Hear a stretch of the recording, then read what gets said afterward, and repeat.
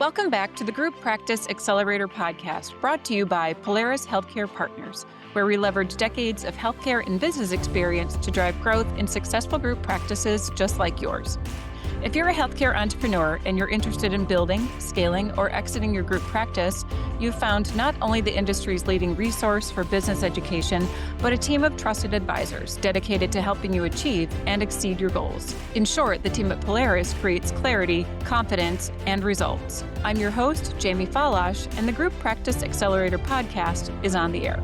Well, hey, everybody. Thanks for joining me for another episode because I think you're really going to like today's discussion. My guest today is my colleague, Dr. Vivek Solanki, who you've told us you love hearing from. And as a reminder, he's our Director of Clinical Coaching here at Polaris. So I've asked him to come back to dive into something that he's passionate about, and that's growing providers into the powerhouses that they can be within the practice or within your group. So now we hear a lot about consultants out there who want to help you improve. And I don't know about you, but I really want someone who's got expertise that comes from somebody who has that dialed in, meaning they've done it, they've lived it, they've grown their group practice using these exact skills. And B, I want it to come from a doctor who really knows how to communicate and, more importantly, transfer that expertise to you and other providers within your practices so they in turn can each and collectively grow that business, right?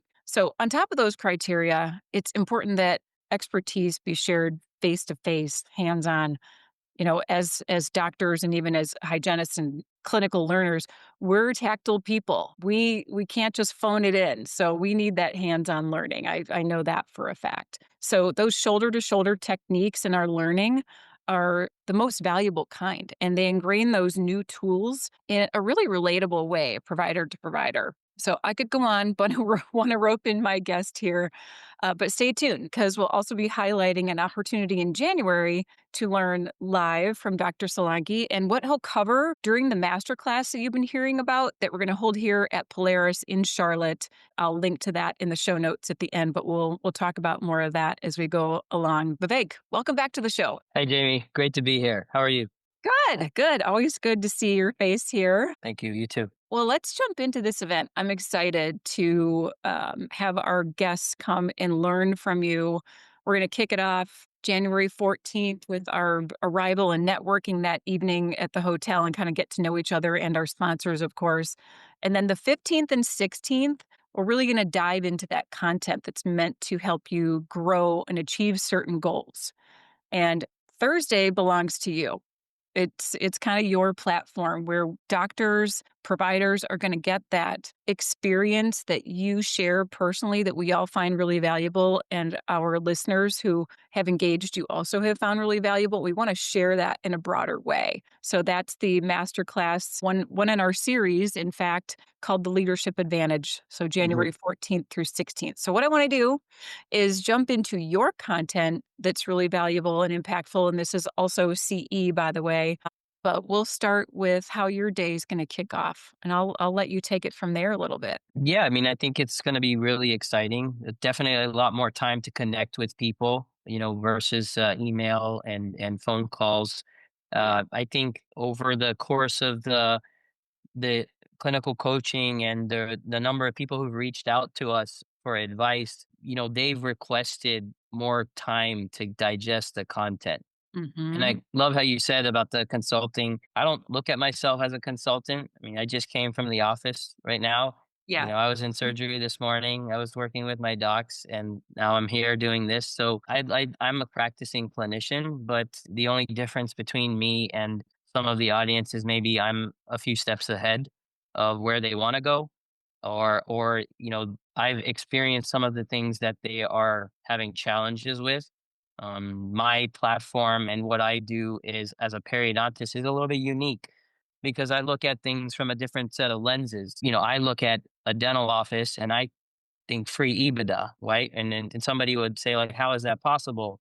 Because I'm thinking about the things that are already in there that we can help with the patient pool, get people healthy. What can we do to grow? And a lot of people have asked me so many questions from how do we get our docs to do a certain production amount per day? And usually it's a number that they're looking for, but the conversation then moves because we're clinicians talking to each other. The conversation moves to like, what type of dentistry are you guys doing in the office? You know, Mhm. and how are you treatment planning? Are you excited doing this type of dentistry? What payer groups do you have in your office? There's so many factors that dictate this, and often what I find is that people are actually excited to do better quality dentistry, things that are more fun and more challenging, more impactful to changing patients' lives. But the fear of unknown, right? And the fear of traveling places they haven't gone before stops them, and they get stuck in this comfortability zone and they can't change. And it becomes hard when they have associates, multiple locations, more than one, and they have goals not only from the clinical side, but also from their business side because they want their business to get in a certain they want it to go in a certain direction. They want to meet certain goals that they've set out for themselves. Yeah, and I'm glad that you brought up that fear because I wanna touch on that really quickly here, that there's a little bit of vulnerability. Like, you're not admitting that you're not doing well. That's not the point. It's admitting that you want more,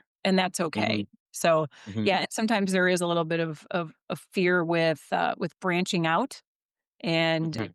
taking a little bit of what you might feel is a risk, but truly, where's the risk in learning more and engaging with your peers and collaborating on the things that might be possible for you, not only as a provider, but for your business, regardless of who you 100%. are, whether you're an owner, associate, partner, no, it doesn't matter who you are in that business. I think there's always potential for us to grow. Yeah, and I ask this to our audience, our listeners, right? If we all as clinicians went to a full arch conference, right? And we went to a full arch conference on how to adopt a digital workflow for All on X, how to incorporate pterygoids, zygos, a little approach so that we don't have to turn cases away. Everybody that's a clinician knows kind of what I'm talking about. Yeah. We would go there and we would be able to learn certain things in that conversation to take away and say, tomorrow I'm going to do these surgeries different. I'm going to do these conversions different. I'm going to get people into zirconias a little bit faster.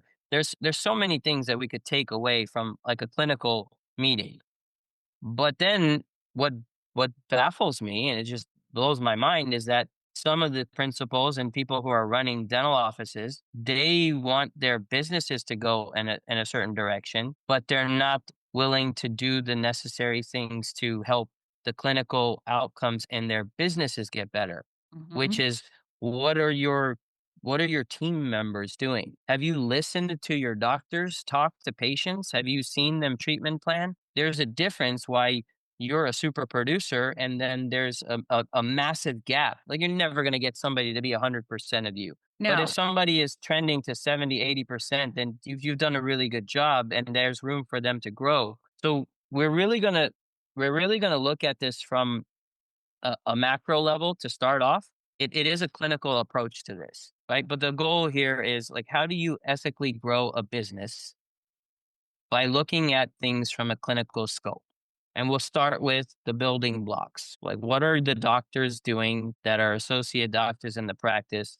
How are they talking to patients? How are they treatment planning? And what are some steps and drills and things that we can take that I use to help them grow? And then you may have a group that's very happy with that outcome. You may have a group that has doctors who are doing very well. I met with no names here, but I met with some clients who have great GPs in a very large group practice setting, but they have no clue on how to bring specialty in, and they are somewhat hesitant to it because maybe they had um, a bad or an uncomfortable outcome with it, and it didn't go as planned in the beginning. So Ah, we then look at group practice as well, because that's what I'm running now, where we have the GPs who are doing what they're doing. They're super GPs, or maybe they're placing implants and doing some surgeries, but there's no animosity when the specialist comes in and the GP is there. There is camaraderie. There is, hey, these are my cases, and the specialist is cheering you on. Like, good for you. You're doing these cases. Fantastic. The GPs know what they can do and what they can't do. So patients still get the best care. You have GPs collaborating with specialists. Now you have a multi specialty approach. How do you implement that? How do you build their schedules? And then how do you keep it going? And people want to learn that stuff because truthfully, that's where the industry is going. Patients don't want to leave and go to 50 other offices to find their care. They want it done in No. one place. Yeah, you're absolutely right. And you mentioned building a foundation. So why don't we start with that? Because that foundation really is where this has to start in terms of that camaraderie and bringing in specialty. So your first segment is called Start Smart. We're going to be talking about your experience. Can you elaborate a little bit on that? Because I know it speaks to that strong foundation. I know it talks about your journey from GP to multi specialty. Can you give us a little preview on that? Yeah, I started out as a traveling periodontist. So I had access to look at so many different business models from large multi-billion dollar corporations where you traveled to one office to the other, working in solo specialty, working in a small GP practice, and then working in group practice. So there are commonalities and there are things that are very similar across all of the platforms. But if a consultant or if a trainer or a teacher only has access to one set of materials, everything they teach is going to be a one size fits all. And Yeah. that's not what this is about. Everybody's business is different. They run their hygiene schedules different. They run their new patient flows different. They treatment plan different. And there's no right or wrong way, but there are best practice to succeed. So starting smart is really learning that there's so many ways to do it. Here's my failures, and these are the things that have taught me to become better and to become successful as a group practice owner. And how do we basically set up foundations for a basic GP office or an associate driven GP practice to start off to be on the strong step moving forward, meaning clinical dentistry outcomes are satisfactory, they're exciting, they're creating some sort of good culture in the office where doctors and people are excited to come to work.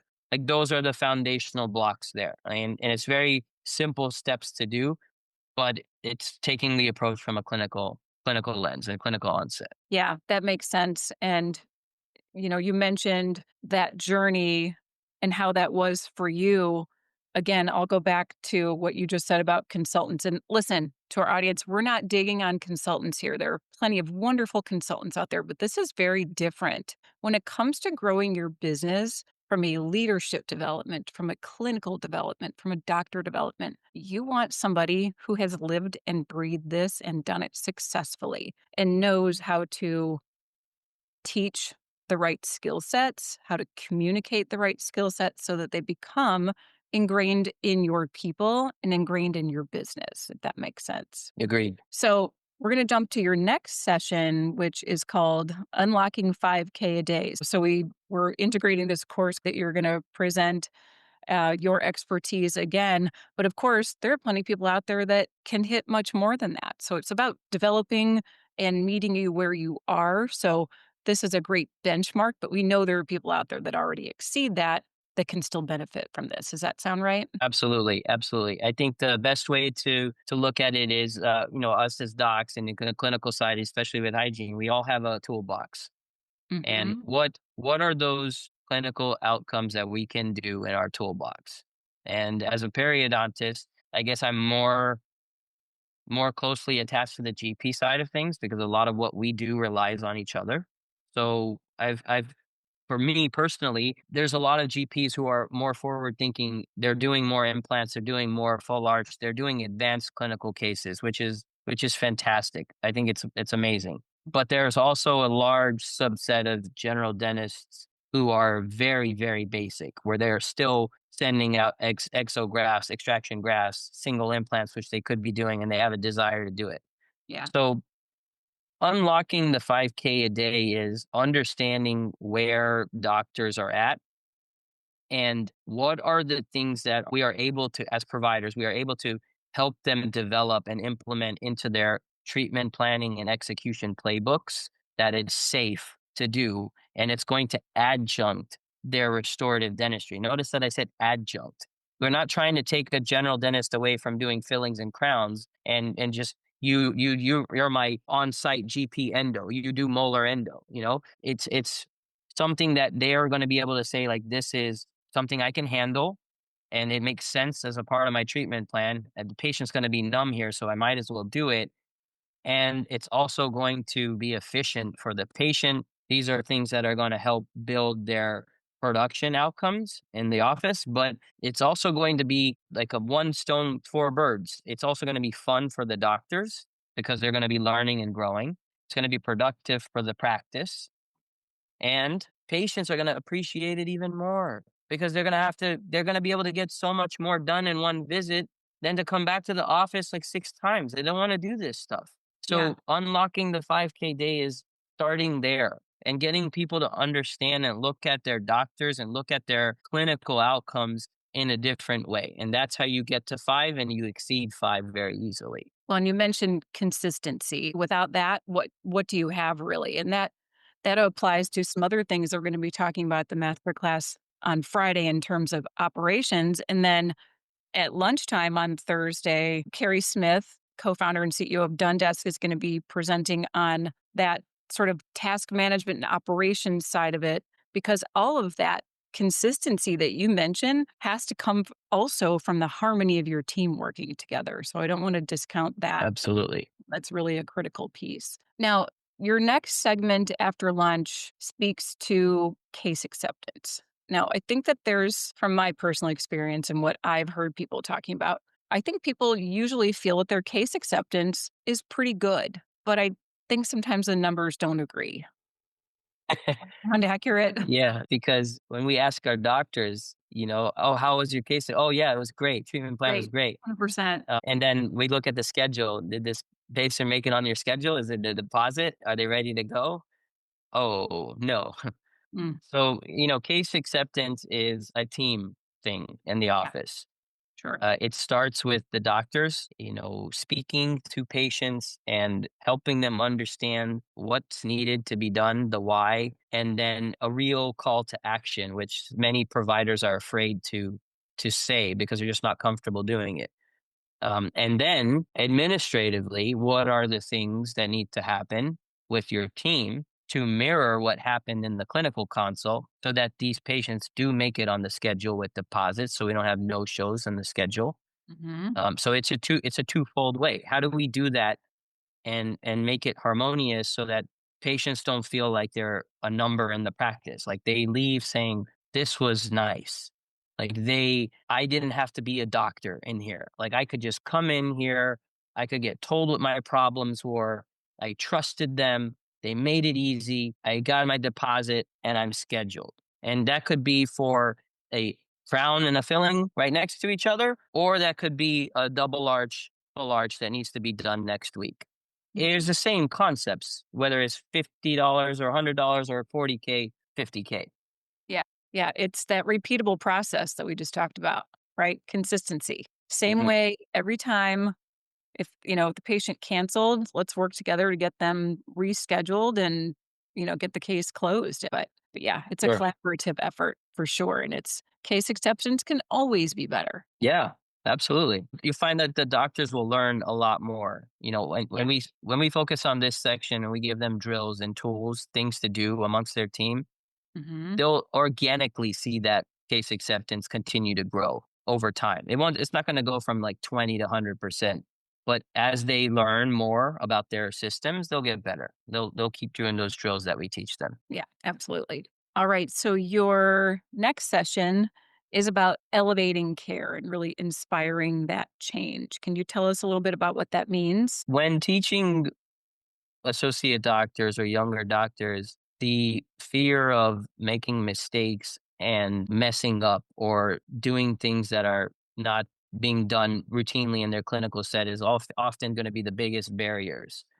So, how do you support them and create an environment where you get them from your it's like suctioning or your chair side with them to then you're watching them, and that's really where you're going to kind of inspire them and give them that confidence. And there's an art form to that, because you can sometimes do too much and push them the wrong way, Ah, but there's an art form where you want to kind of let them know that you're always there to catch them if they fall, but you're still going to let them fall. And in patient care, no patient's going to get an adverse outcome. But you, the principals or the coaches or whoever is going in to drive the ship, they have to set this new standard of care. And then they have to build this ecosystem about this is how we're going to train to do this, and this is what support you're going to get. And then this is how we're going to do these cases together, and these are how we're going to measure your outcomes. And you see small wins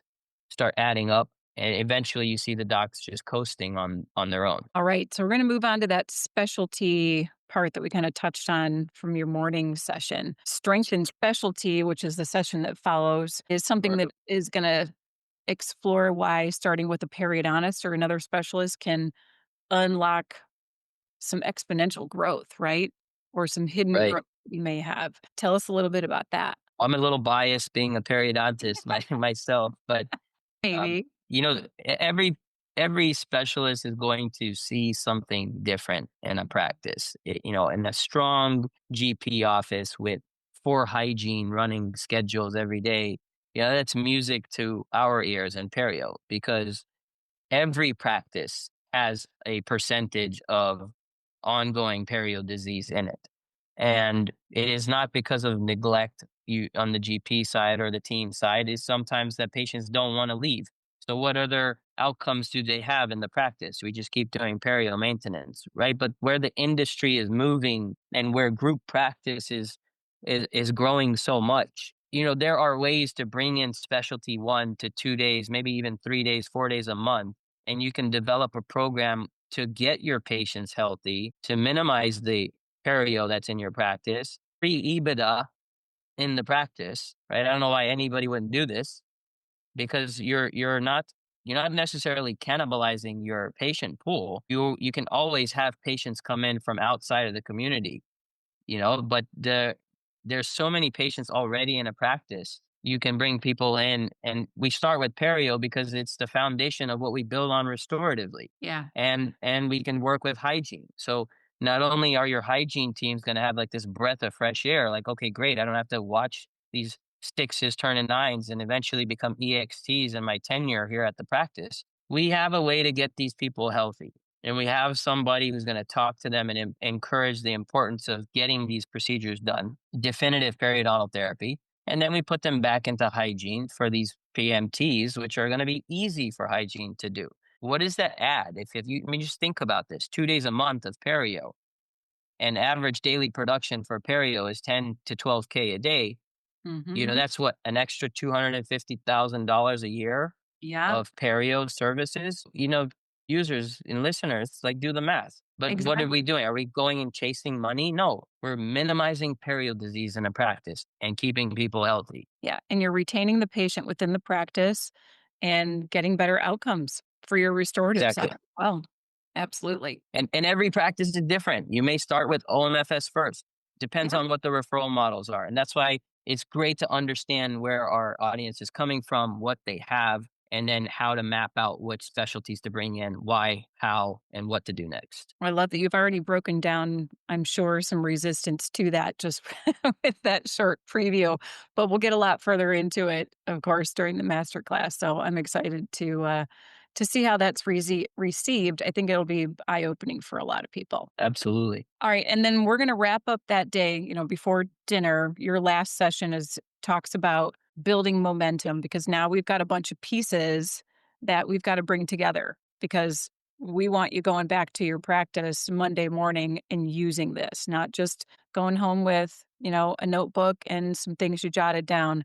These are tools that you should be able to integrate and implement day one. So let's talk a little bit about that momentum and how those pieces are going to work together.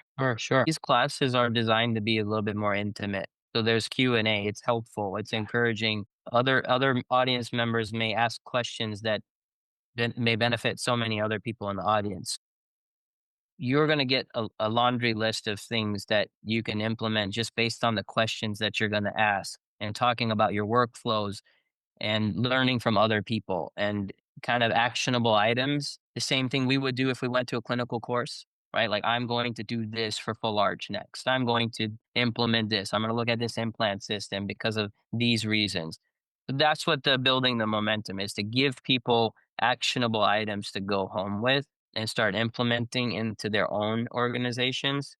And hopefully it gives them the lift and that they're looking for. And it's fun. And hopefully it's fun for them. Absolutely. And you're providing so many aspects of doctor development in one day that will kind of spill over into the topics for the next day. So I'm super excited for this. I'm really glad that you brought up the fact that this is an intimate event. This is not going to be in some giant ballroom. This is meant to Hmm. be smaller scale. You can raise your hand, you can ask questions. There's tons of time for one-on-one discussions and Q&A. So make sure you register and take advantage of that because it's really meant to develop you. And I just mentioned our Friday sessions. Our fractional COO executive is going to be presenting on solving for scale, but going back to those foundational elements that Dr. Solanki presented on Thursday. And the same for our partnership strategies executive, Mark Flock, who's going to be presenting on partnerships on Friday as well. And all that ties into retaining people within your practice, growing people within your practice, and growing the business at the end of the day. Hmm. So we're really excited for all those presentations, and I know we're looking forward to seeing you in the middle of January in Charlotte. I will put a link to the event in the show notes, but we want to thank you for coming on here today and giving us a little sneak peek. I know I'm excited about it. Thank you so much, Jamie. Looking forward to it. Well, good. To our audience, don't forget to register. I'll put that link in the show notes, like I mentioned. And once you complete your team's registration, you will get an email that includes the hotel room block info. So make sure you grab your room before they fill up. And to all of you listening today, we appreciate all the support that you give to us by subscribing, sending us your comments, sending us your ideas. We love the questions, so just keep them coming. As always, if you want to learn about any of our Polaris expert advisory services, and again, if there's a topic we haven't covered that you want to hear about, please send us an email to info@polarishealthcarepartners.com, or you can reach us by visiting our website. Go up to that Contact Us button at polarishealthcarepartners.com. Thanks so much again for being a loyal listener and subscriber. If you enjoyed today's episode, please share it with a colleague and be sure to leave us a rating on any of your favorite podcast platforms. We'll see you on the next episode of the Group Practice Accelerator Podcast.